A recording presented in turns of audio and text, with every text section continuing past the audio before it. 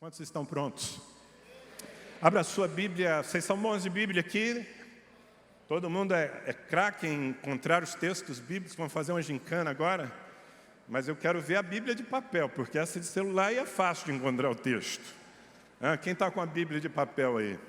Deixa eu ver, olha, poderosa, não é? Glória a Deus, eu estou na Assembleia de Deus. Aleluia. Mas a do celular funciona do mesmo jeito também, a mesma mensagem. Muito bem, vamos achar então o texto, prepare-se. Gênesis capítulo 30. Você estava se preparando para um Abacuque, um Naum. Gênesis capítulo 30, versículos 37 a 39. Eu quero toda a sua atenção nesses versos. Tomou então Jacó varas verdes de álamo, de aveleira e de plátano, e lhes removeu a casca em riscas abertas, deixando aparecer a brancura das varas, as quais, assim, escorchadas, pôs ele em frente do rebanho, nos canais de água e nos bebedouros, aonde os rebanhos vinham para dessedentar-se. E conceberam quando vinham a beber, e concebia o rebanho diante das varas. E as ovelhas davam crias listadas, salpicadas e malhadas. Quantos já haviam lido esse texto na sua Bíblia algum dia? Claro, todo mundo, né, irmãos? Aquela leitura que você promete fazer da Bíblia toda no ano, pelo menos em Gênesis 30 você chega, não? Você já leu esse texto, claro.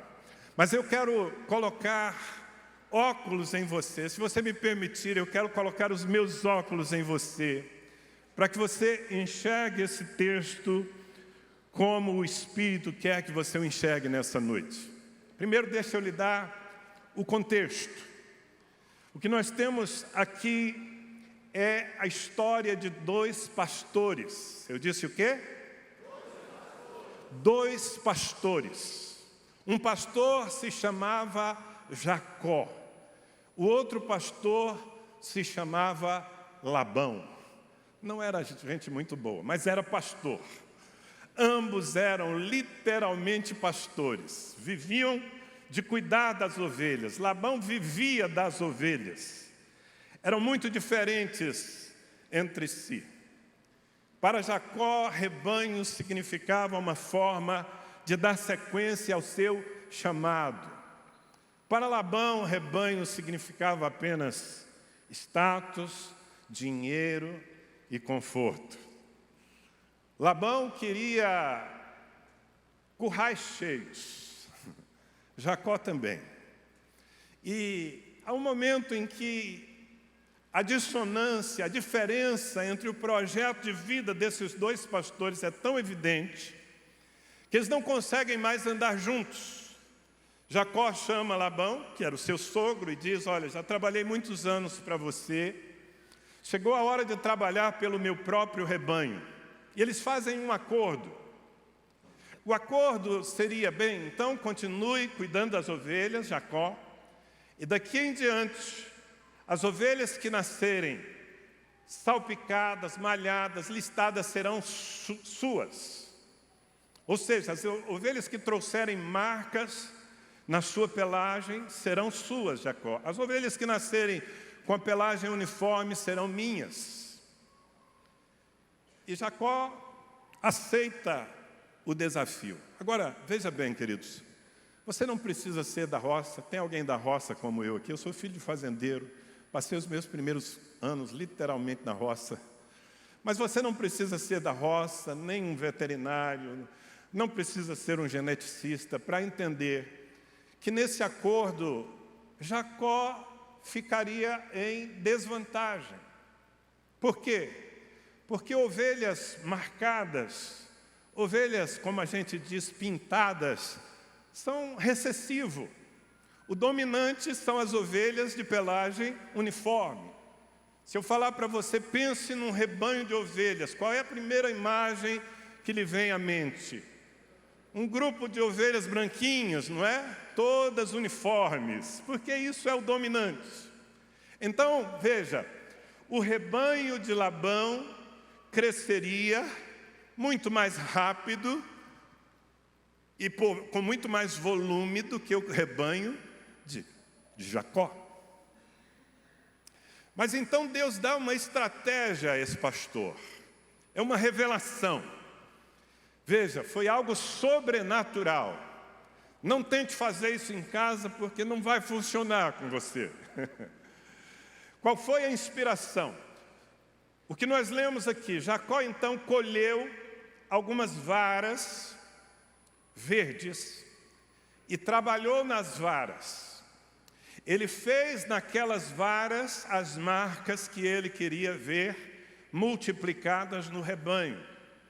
E depois de prontas as varas, Jacó fincou as varas diante das ovelhas.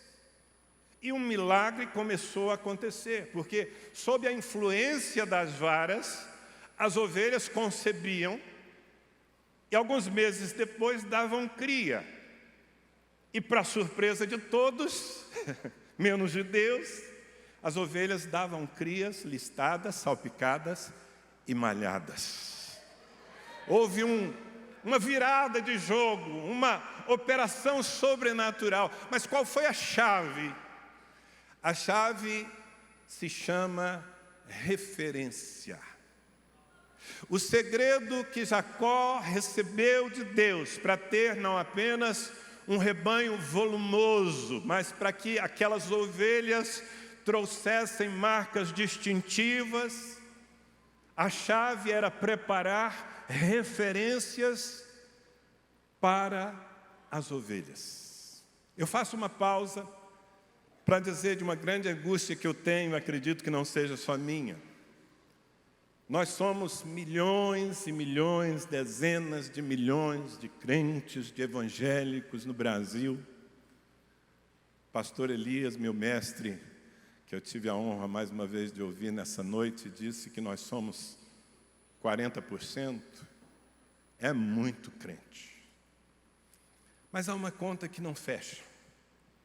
Somos tantos, há tantas igrejas enormes, lotadas, mas nós ainda não conseguimos causar um impacto espiritual e moral na nossa nação. Parece que quanto mais crentes nós somos, quanto maior o nosso número, mais se multiplica a indecência.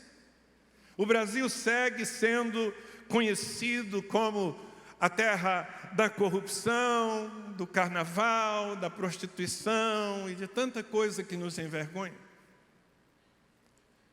E questionando a Deus sobre por que, se a igreja tem crescido tanto, alguns anos atrás, o Senhor me levou a esse texto e o Senhor me disse: Danilo, o problema é que grande parte desse rebanho enorme de evangélicos é rebanho de Labão. Está sendo liderado por homens que não têm uma visão clara, por homens que querem apenas um curral cheio, ou melhor, um templo cheio de gente, não importa que tipo de vida esteja vivendo aquela gente. Pessoas sem marcas distintivas, gente que põe uma Bíblia debaixo do braço, agora nem isso, e vai aos cultos do domingo, mas de segunda a sábado vive se misturando exatamente como vivem aqueles que nunca foram impactados pelo Evangelho. Tratam mal suas esposas, trapaceiam nos negócios, mentem, se envolvem com pornografia, corrompem. E infelizmente, apesar de se dizerem cristãos, eles não causam um impacto de transformação na sociedade à volta. Muito ao contrário, eles põem em descrédito o Evangelho. Ainda bem que o Senhor me disse: porém, eu tenho no meio do meu povo as ovelhas de Jacó. Eu tenho levantado líderes que não veem as ovelhas como um meio de vida, veem as ovelhas como a forma de cumprir o seu chamado. Homens e mulheres que têm ascendência espiritual, que têm visão, que têm missão, e que entendem que não basta reunir gente, ajuntar gente, encher templo, encher curral. É preciso marcar as ovelhas. É preciso formar as pessoas de tal maneira que quando elas saem, elas sejam distintas, elas sejam reconhecidas, não pela religiosidade, mas pelo estilo de vida celestial que elas vivem, não apenas dentro dos seus templos, mas lá fora, na sociedade. E essa é a minha mensagem, irmãos. Eu não vou a lugar nenhum, pregar a grupo nenhum, sem antes compartilhar o que eu tento compartilhar com vocês nessa noite. Nós precisamos virar esse jogo. Nós precisamos continuar fazendo com que a igreja cresça, e ela nunca cresceu tanto quanto nas últimas 2 décadas. Mas nós precisamos de uma forma de fazer com que os crentes tenham padrão. Diga padrão. Você pode chamar isso de o fruto do Espírito, você pode chamar isso de o caráter de Cristo, mas precisa ser desenvolvido na vida de cada crente, a partir dos líderes. E esse texto que eu acabei de ler com vocês, é para mim uma parábola viva do processo que nós devemos promover e viver. E, sim, o que aconteceu aqui foi literal. Ovelhas, literalmente ovelhas, se multiplicaram com marcas. Mas eu vou mostrar que é também uma imagem que a igreja precisa compreender e viver. De novo, Jacó precisava virar aquele jogo como nós. Qual foi a sua chave? A sua chave foi, ao invés de se concentrar no rebanho, ele se concentrou nas referências para o rebanho. Jacó fez exatamente o que Jesus fez e nos mandou fazer. Veja, Jesus Cristo veio, ele tinha um plano ambicioso dado pelo Pai. Levantar uma igreja que conquistasse as nações da terra, todo mundo.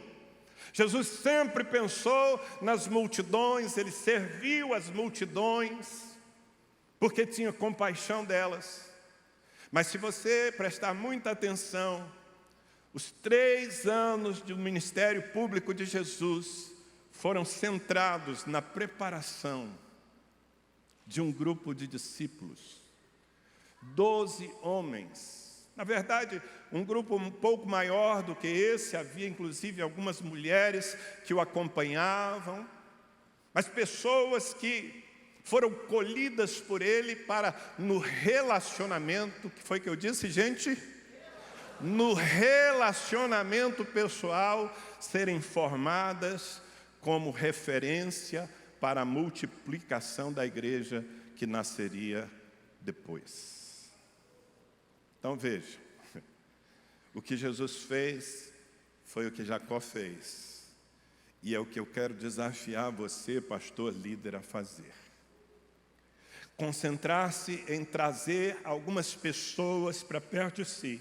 Não, você vai continuar ministrando às multidões, você vai continuar pregando aos domingos, você vai continuar usando o canal da sua igreja na internet, mas você precisa encontrar um espaço nobre e central para se derramar sobre a vida de alguns. Você não tem condição de discipular uma multidão, nem Jesus tinha. Então você precisa se derramar sobre alguns. A definição de discipulado, para mim, nós usamos tanto essa palavra sem porém entendê-la. Fazer discípulos é ajudar pessoas, através de um relacionamento pessoal, a chegarem à maturidade da fé. Eu preciso trazê-las para perto de mim. Veja, eu prego todos os domingos para uma multidão, como o pastor Galdino faz. Mas aí eu não estou realmente fazendo discípulos. Eu estou inspirando, ensinando, profetizando.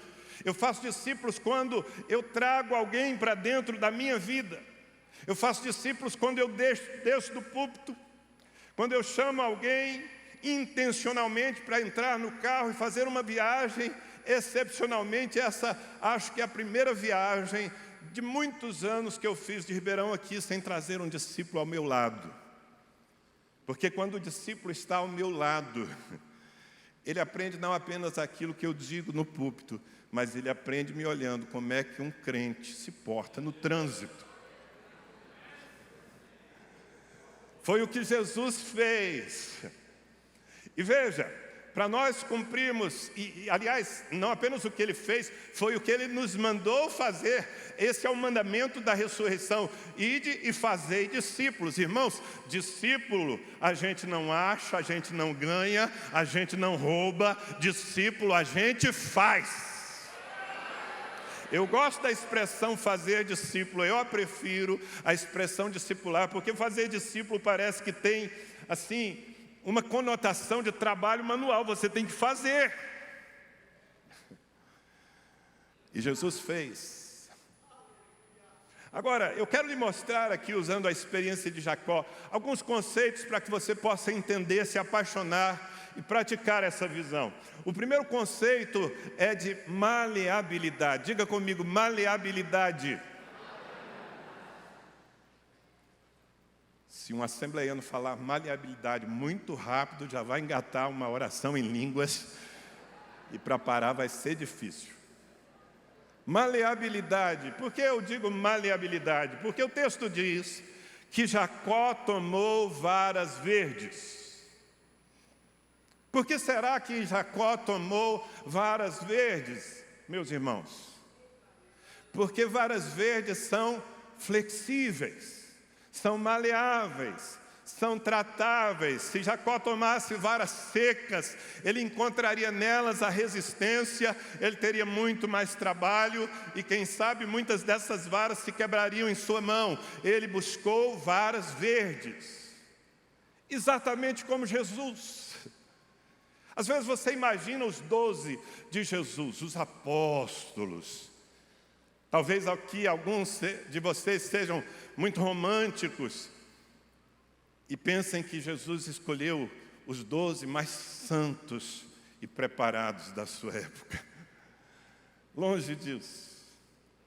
Eu fico até pensando, se fosse eu com uma missão e tão pouco tempo para cumpri-la, 3 anos para formar pessoas como referência, eu acho que eu iria a uma escola rabínica em Jerusalém. E eu buscaria os melhores alunos. Quem são os 12 judeuzinhos mais cheios de Bíblia aqui nessa escola? Eu quero convocá-los. Já seria meio caminho andado. Mas Jesus não foi a uma escola rabínica de Jerusalém encontrar pessoas cheias de conceitos, cheias de religião, cheias de orgulho religioso. Jesus foi à Galileia dos gentios. Jesus foi no meio de homens simples e de coração aberto, em busca de varas verdes.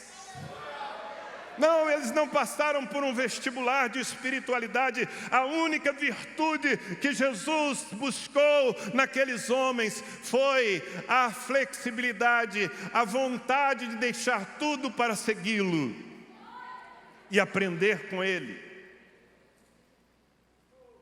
E foi uma jornada desafiadora, eu posso lhes garantir. Eu tenho visto alguns pastores perdendo boa parte da sua energia investindo em gente que não quer crescer, que não quer aprender, dando espaço para medalhões da fé, para pessoas que vivem pelos ambientes da igreja, desfilando com seus diplomas e com seus feitos, mas que não são maleáveis. E, meus queridos, discipulado só funciona com gente de coração aberto. Sim, eu sei que todos nós nos impressionamos com o talento. Quando chega uma pessoa talentosa na minha igreja, todos se encantam, inclusive eu, e já pensamos em como usar tudo aquilo. Mas a experiência tem me mostrado ao longo dos anos que é melhor ter uma pessoa simples, sem muito talento, mas com muita vontade de ser transformada, do que você simplesmente premiar as pessoas pelo que elas já têm. Porque às vezes o que as pessoas têm é um empecilho para o que elas ainda precisam receber. Diga comigo, varas verdes.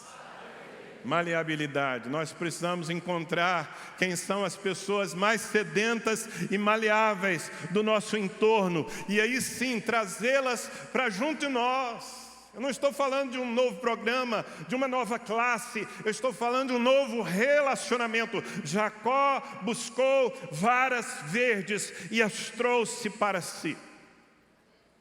O segundo conceito é o conceito de diversidade. Diversidade. Porque as varas verdes eram de álamo, de aveleira e de plátano. Irmãos, as varas eram diferentes. Gente, as pessoas na igreja podem ser diferentes. Eu estou vendo que vocês estão me olhando com cara de nada, enquanto eu falo com tanto entusiasmo um princípio do reino de Deus. Mas esse é eu tentar levar você a entender. Nós às vezes estamos muito fixados nos nossos paradigmas, nos nossos padrões. Nós temos na nossa mente que tipo de gente Deus usa. Isso é um sofisma. Deus usa todo tipo de gente. Significa que, independente de quanta cultura você tenha, de quanto dinheiro você tenha, de quanta eloquência você tenha, você pode se tornar uma referência para a igreja. Se você é uma pessoa tímida, calada, como eu sou um sujeito introvertido. Eu sou daqueles que, normalmente, se chegar num lugar onde não conhece ninguém, é possível que saia sem conhecer muita gente. Talvez você seja diferente. Você é daqueles que, quando chega, a roda já está montada. Não importa se você é introvertido ou extrovertido. Se você tiver o privilégio de ser formado em Cristo por alguém maduro, você pode se tornar um espanto no meio da igreja. É a multiforme graça de Deus. Deus não faz tudo. Sabe, amados, desculpem, mas às vezes as nossas igrejas estão tentando fazer discípulos em série. Todos iguaizinhos. Você vai a um certo ministério e você vai ver que todos os líderes, os obreiros, os pastores, eles falam igual ao pastor presidente. Até os cacuetes, o sotaque. Se você está pensando em algum grupo particular, o pecado é seu. Só estou sugerindo.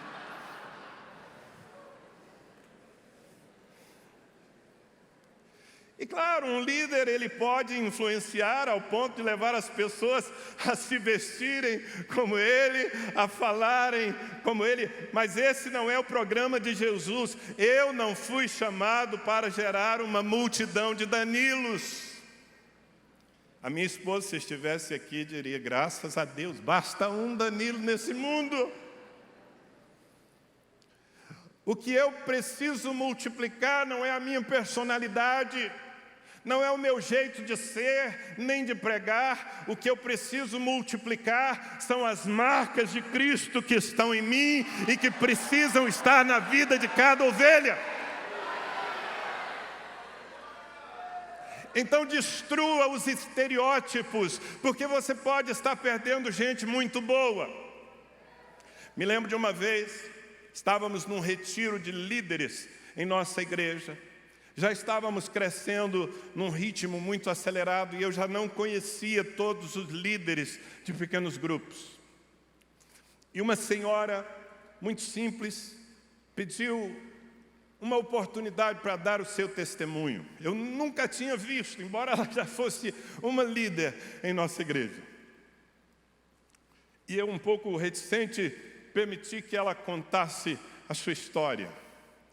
E ela começou então a falar com um portuguesinho bem ruim, faltando alguns dentinhos na boca. E ela disse: meus irmãos, eu cheguei a essa igreja há tanto tempo atrás, não era muito tempo, talvez 2 anos, 3 anos antes. Eu era prostituta, analfabeta, alcoólatra, mãe de 7 filhos, todos sem pai. E foi assim que eu cheguei aqui. Que currículo, hein? Mas aí depois de dizer como ela chegou, ela deu um sorriso. E ela disse: mas agora, graças a Deus, eu já sou uma líder. Eu já estou enviando as minhas primeiras discípulas. E eu fiquei espantado, dizendo: meu Deus, que visão maravilhosa o Senhor nos deu. Eu imaginei aquela senhora chegando a uma igreja convencional, sem visão de fazer discípulos. E ao final de um culto de domingo pela manhã, ela procura o pastor e diz: pastor, eu estou chegando, eu gostaria de cooperar no ministério. O pastor então olha para ela com aquela cara comprida e diz: minha irmã, muito bem-vinda, qual é a sua experiência? Ela diz: bom, até hoje eu fui prostituta, eu sou analfabeta, não sei fazer um ó com um copo, eu sou alcoólatra, estou inclusive cheirando um pouquinho de cachaça aqui, e tem 7 meninos lá em casa para criar, não sei como, mas Deus vai me ajudar. Aquele pastor vai olhar para ela com uma cara de dó. E ele vai dizer: irmã, faz o seguinte, minha irmã, senta aí, que a gente vai cuidar de você. E toda a perspectiva dela é ser cuidada como uma pobre coitada naquela casa. Mas lá na comunidade, em Ribeirão Preto, quando essa mulher chegou, uma líder olhou para ela, não se importando se ela estava cheirando cachaça, não se importando se o português dela era ruim. Uma líder disse: chegou uma vara verde, eu vou trabalhar na vida dela e ela vai se tornar uma referência no meio desse povo.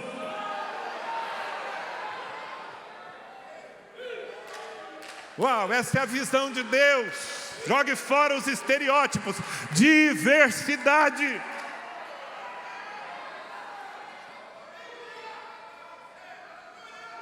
Tempos depois estávamos numa reunião de oração, fogo pegando, a gente intercedendo, andando de um lado para o outro. Eu olho lá para trás no nosso auditório, vejo uma mulher sentada, lendo a Bíblia. O meu colérico começou a se manifestar. E eu digo: meu Deus, a gente está aqui orando, uma batalha espiritual. O povo vem ler a Bíblia na hora de orar. E oro mais um pouco, e vou para lá, e vou para cá. E eu falo: não, eu vou lá chamar a atenção dessa irmã, tem hora para tudo. E aí eu vou por trás, e quando eu chego a 2, 3 metros, eu percebo que quem está lendo a Bíblia é a ex-analfabeta. E eu dou 2 passos para trás e digo: Deus, deixa ela ler a Bíblia, tem muita leitura atrasada. Eu oro por ela, essa mulher está sendo transformada no modelo para essa igreja. Agora, se você me perguntar que tipo de gente ela ganha e forma em Cristo, ela continua liderando até hoje.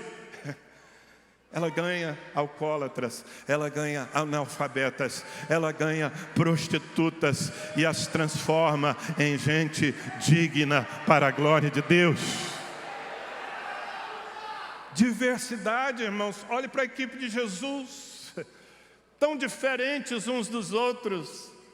Pedro falava mais que a boca, falava quando devia e quando não devia. Bartolomeu, eu nem sei se falava. Mas todos eles foram transformados em referência para a multiplicação da igreja que estava por nascer. Amém? Aleluia. Maleabilidade, diversidade. Mas há um terceiro conceito, que é o central, que eu chamaria de modelagem, que é o verdadeiro discipulado. O que Jacó fez com as varas verdes e distintas, diferentes umas das outras? A minha Bíblia diz que ele lhes removeu a casca. Diga: ai. Ah não, irmão, esse ai não está doído, esse ai foi pro forma. Eu quero que você se ponha no lugar da vara. Você é a vara. E Jacó, com um canivete, um instrumento cortante, ele lhes removeu a casca.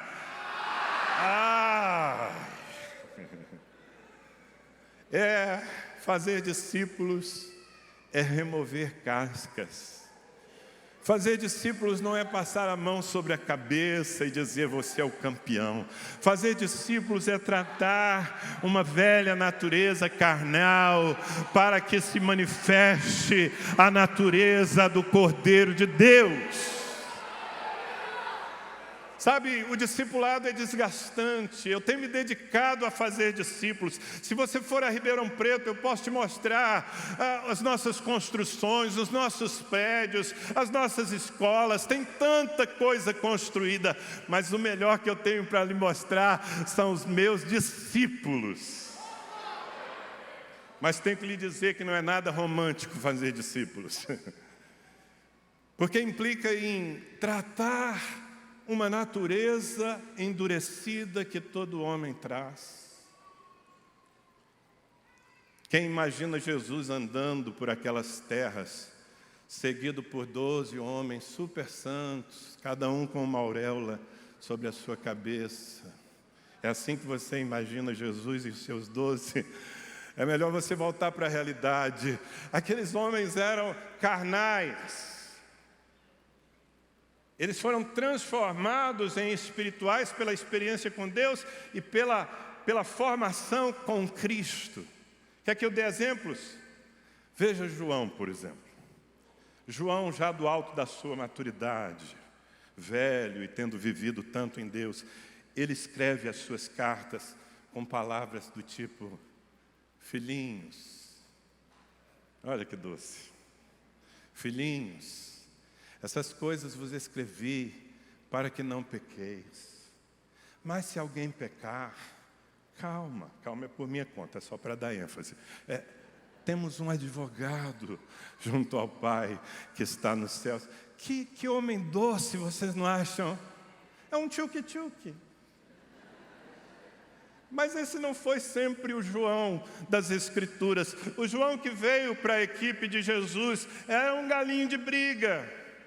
Jesus o apelidou, a ele e ao seu irmão, de Boanerges, filhos do trovão. Os caras eram espoleta. Foi o João que, quando Jesus quis passar por Samaria e os samaritanos não quiseram deixar, João disse: deixa comigo, Jesus, se o Senhor quiser, faço descer fogo do céu e acabo com a raça deles. E eu fico imaginando Jesus botando a mão na cabeça e falando: ô João, João, você não entendeu ainda de que espírito você é. O Filho do Homem não veio para acabar com essa raça, meu filho. O Filho do Homem veio para resgatar essas pessoas. O que Jesus estava fazendo? Arrancando cascas, fazendo discípulo. Ou então deixa eu dar um outro exemplo. Imagine, você já leu isso na sua Bíblia. Jesus está aqui dirigindo a Kombi e os 12 atrás. Você já leu isso? Não, porque, tudo bem, você não leu que tinha Kombi, mas certamente tinha. Todo missionário tem uma Kombi em algum momento da sua vida. É ou não é? Então Jesus está aqui, ó. De repente ele ouve uma conversa, para no acostamento, olha para trás e fala: que conversa é essa aí, gente? Isso é na versão super atualizada do pastor Danilo Figueira. E aí ninguém, um despista e tal. Aí o Pedro, deve ter sido ele sempre entregava tudo. Pedro disse: Senhor, nós estamos aqui discutindo sobre quem é o maior. Aí eu imagino Jesus falando: desce todo mundo da Kombi. Senta aí na grama mesmo. E aí Jesus vai falar: gente, vocês estão com a cabeça do mundo. No mundo as pessoas querem governar sobre as outras, mas nós somos do reino de Deus. No reino de Deus, o maior é aquele que serve. Pedro, você quer ser maior que os seus irmãos? Sirva a todos. Ai! Você acha que era confortável ser repreendido? Não era, mas fazia parte do processo. Jesus estava arrancando cascas. Jesus estava ferindo a carnalidade deles, porque Jesus precisava de referências que manifestassem a vida do reino de Deus. É um trabalho exaustivo fazer discípulos. Eu posso dizer, pastor Galdino, é muito mais fácil pregar, a gente ama pregar. Quantos aqui amam pregar? Pegar a palavra no púlpito e ministrar a igreja. Seja sincero, quantos amam pregar a palavra de Deus? Eu também, eu amo fazer isso. Mas a minha principal obra não é assumir o púlpito, é assumir pessoas.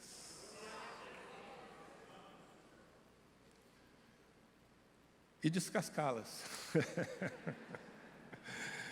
Algumas vão embora porque não suportam. Um dia Jesus teve um discurso duro. Ele falou: vocês estão muito atrás de milagre aqui. Eu estou procurando gente que queira comer a minha carne, beber o meu sangue, gente de aliança. Vamos parar com esse oba-oba. Vocês já leram isso na sua Bíblia também, não? E a Bíblia diz então que muitos, inclusive dos seus discípulos, o deixaram. Dizendo: duro é esse discurso. Nós queremos sua bênção. Discipulado é formar pessoas no caráter do Cordeiro. Amém? Há um pastor amigo meu, muito brincalhão, lá em Belém do Pará. Ele tem até uma versão apócrifa, irmãos, do episódio da tempestade. É apócrifo, tá? Mas é uma boa ilustração. Ele diz que no desgaste ali de chamar a atenção de um e de outro, de mostrar o erro, de se decepcionar com a falta de fé daqueles homens, Jesus já estava um pouco cansado. E naquele dia da tempestade, ao final da tarde, ele diz que Jesus olhou para os 12, olhou para o barco, olhou para a tempestade se formando. Os 12, o barco, a tempestade. E Jesus disse: pessoal, entra no barco e vai. Eu não vou dessa vez. Some da minha vida. Fala a verdade, irmão, quando você já sentiu vontade de botar um discípulo no barquinho e falar: some da minha vida. Eu já, muitas vezes. Mas aí diz o meu amigo que Jesus foi orar e o pai disse: mas filho, esses são os que eu lhe dei para serem formados. E aí Jesus teve que correr atrás deles, andando sobre as águas, para resgatá-los. Mas veja bem, querido, esse processo de modelagem, de tratamento, que é o próprio discipulado em si, vai até quando? Porque eu conheço alguns grupos que enfatizam o discipulado no Brasil, e esse discipulado não acaba nunca. É, na verdade, uma forma de líderes manterem pessoas sob o seu controle pelo resto da vida. E discipulado nada tem a ver com o controle de pessoas, tem a ver com paternidade, tem a ver com ajudar um filho a se tornar homem. Um filho se tornou homem, ele é maduro, ele pode ser autônomo, ele vai cumprir o seu ministério, porque para isso eu trabalhei em sua vida.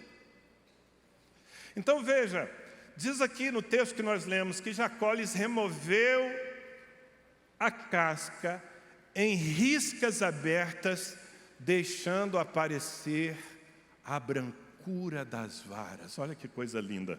Removeu a casca em riscas abertas, deixando aparecer a brancura das varas. Que brancura é essa? A brancura interior, o que estava por dentro. E é este o processo que nós precisamos administrar, primeiro passar por ele e depois administrar na vida dos nossos discípulos. Nós precisamos trabalhar até que a brancura da vara, o fruto do Espírito, o caráter de... Veja, se a minha teologia estiver certa, quando nós nos convertemos a Cristo, nós fomos selados com o Espírito Santo habita em todo verdadeiro crente. Quantos concordam comigo? Desde o dia da sua conversão, amém? E o Espírito Santo é Deus, amém? Significa então que Deus habita em todo verdadeiro cristão, ok? Se Deus habita em você desde o dia em que você nasceu de novo, significa que todas as virtudes de Deus estão dentro de você. Onde é que está o amor de Deus? O amor de Deus já está derramado em nossos corações pelo Espírito Santo que nos foi dado. Onde é que está a sabedoria de Deus? Está dentro de você. A autoridade de Deus está dentro de você. A unção de Deus está dentro de você. Onde é que está a paciência de Deus? Está dentro de você. Eu não sei porque quando eu falo da paciência, alguns ficam... Aí não, pastor, acho que ela não chegou ainda não. Está tudo aí dentro. E qual é o problema, meus irmãos? O problema é que está dentro. E fora tem o quê? Fora tem casca, fora tem carne, fora tem natureza caída. Mas quando a carne é vencida, quando a casca é removida, então o que está dentro se manifesta e pode ser visto pelos outros e pode se tornar inspiração para quem não conhece a vida de Deus. Esse é o programa de Deus, irmãos. Há um último conceito que eu preciso lhe entregar antes de terminar aqui orando. O último conceito nesta visão é exposição. Exposição. Porque, veja, Jacó gastou tempo preparando as varas. Eu não sei quantas, várias. Quando as varas estavam prontas, ou seja, quando as varas já tinham visivelmente as marcas que ele queria ver no rebanho, o que foi que ele fez? Escondeu as varas, guardou as varas? Não! Jacó fincou as varas diante dos rebanhos. Ele foi estratégico, ele buscou os bebedouros de água onde toda ovelha tinha que vir. E quando as ovelhas vinham a descedentar-se, elas olhavam para as varas e eram impactadas por aquele testemunho. E elas concebiam diante das varas. Eu acredito que ele, inclusive, deve ter colocado ali uma meia-luz, uma música romântica, porque o negócio era multiplicar. Quem lê, entenda. Mas multiplicar só não.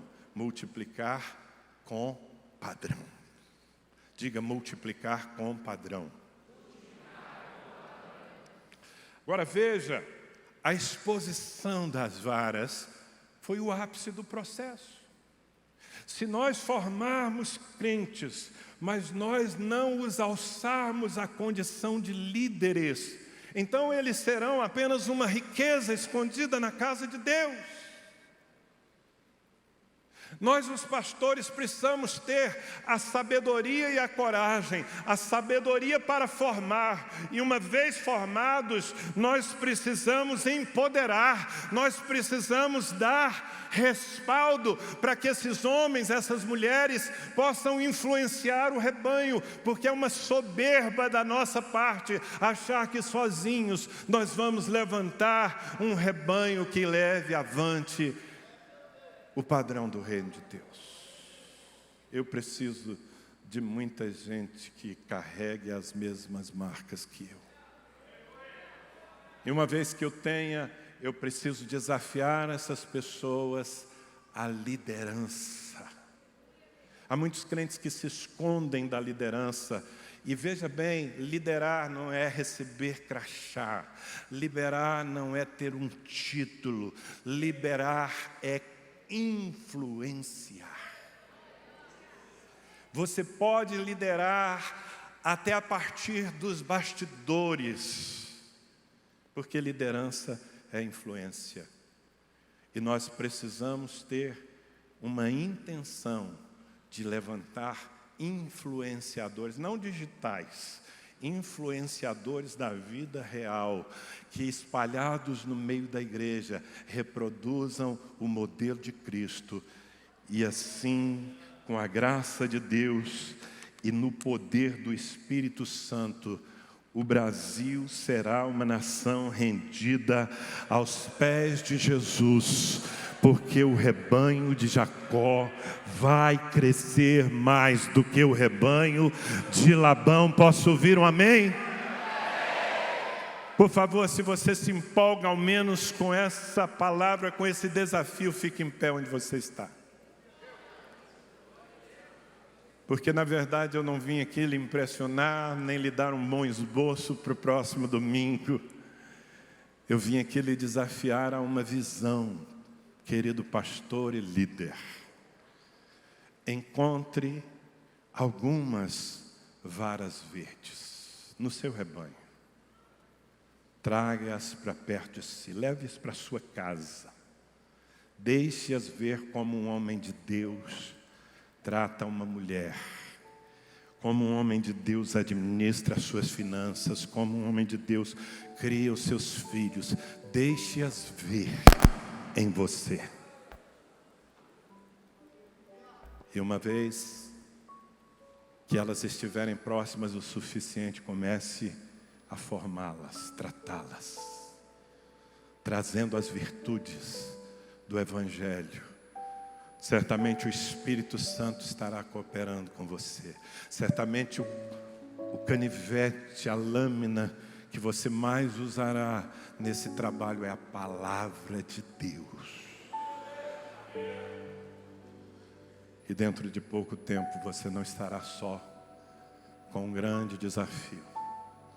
Você não será o pastor de um rebanho que sai pelas portas da igreja e se mistura e se confunde com o mundo. Você será pastor de um povo que espalha pelo Brasil o poder do Evangelho. Foi para isso que Jesus lhe chamou. Ide e fazei discípulos, batizando-os em nome do Pai, do Filho e do Espírito Santo, e ensinando-os a guardar todas as coisas que vos tenho ordenado, e eis que estarei convosco todos os dias, até a consumação dos séculos. Comece a orar, diga: meu Deus, abre os meus olhos para ver. Diga, Senhor, dá-me esses óculos, dá-me essa visão, dá-me essa paixão, dá-me a sabedoria, dá-me as estratégias, Senhor. Dá-me a coragem para trazer gente para perto de mim, com o propósito de formar. Meu Deus, a Tua palavra é viva e eficaz. A Tua palavra é operante, ela está derramada sobre o coração da igreja nessa noite. Eu peço agora, Espírito Santo, começa a atuar através da palavra no coração de cada pastor e cada líder. Ó Deus, gerando o querer e gerando o realizar, fazendo desta igreja que já é tão abençoada uma igreja de maior influência. Que a nossa influência seja muito além da política, que a nossa influência seja muito além dos nossos templos cheios, Senhor. Que a nossa influência sobre São Paulo, sobre as nações da terra, seja uma multidão de discípulos vivendo a vida de Deus nos espaços que aparentemente não são sagrados. Levanta os pastores Jacó aqui, Senhor. Eu oro pelos homens, pelas mulheres que estão se dedicando, não porque encontraram no ministério um meio de vida, mas porque amam ao Senhor e têm um chamado na sua vida. Eu abençoo nessa noite esse chamado. Eu oro para que o fogo, a paixão e a graça renove tudo hoje, Senhor. Dilata-lhes a visão. Meu Deus, ajuda-nos. Nós assumimos a responsabilidade e o desafio de, sob o poder do Espírito Santo, virarmos esse jogo. A igreja brasileira será rebanho de Jacó. Levanta aqui os Jacó, Senhor, em nome de Jesus. Quantos dizem amém? Deus os abençoe a todos. Façam discípulos, cumpram a ordem de